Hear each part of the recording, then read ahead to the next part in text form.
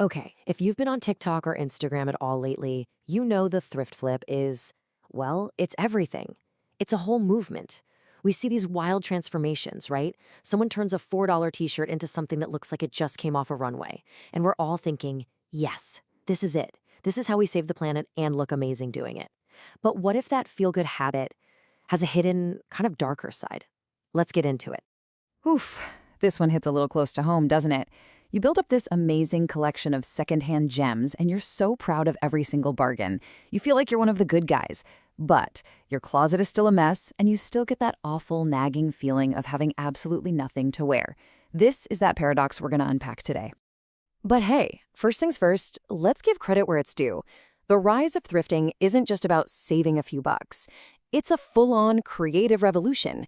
It's a way for people to push back against that never-ending cycle of fast fashion and, inject some real personality back into what we wear. So what even is a thrift flip? Well, at its heart, it's about taking something someone else didn't want and giving it a brand new life. Honestly, it's kind of like those satisfying cleaning videos. You've got the chaotic before, the gorgeous after, and a whole lot of cool creativity in between. It is a rebellion against everyone looking exactly the same. And this movement has its heroes, for sure. You've got creators like Mina Lay, who treats vintage clothes like they're historical artifacts, using them to tell these amazing stories. Then there's someone like Internet Girl, who is pure Y2K rebel, flipping thrift store finds into these incredible alt-girl style bundles. And you have Macy Alini, who really frames thrifting as this powerful act of self-love. They show us it's so much more than just clothes. Okay, so we've talked about all the good stuff, the creativity, the rebellion, the whole sustainability angle. It feels so right.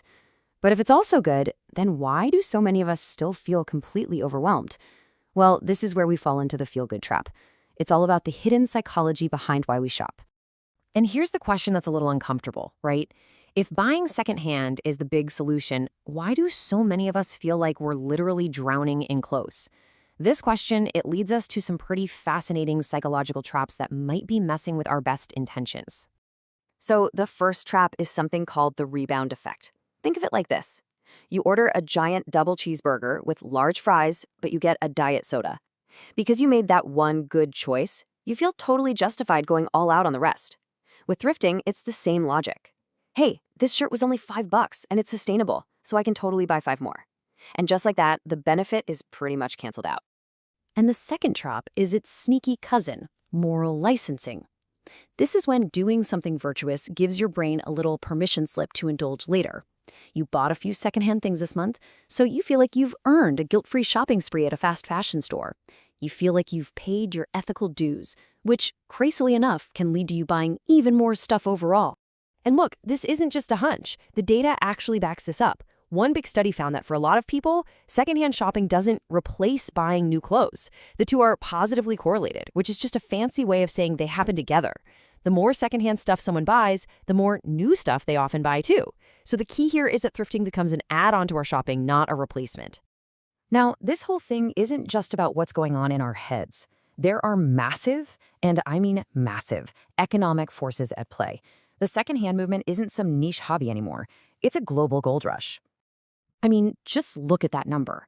By 2030, the global resale market is projected to be worth up to $360 billion. That's a truly staggering amount of money, and it just goes to show how mainstream and how powerful this industry has become.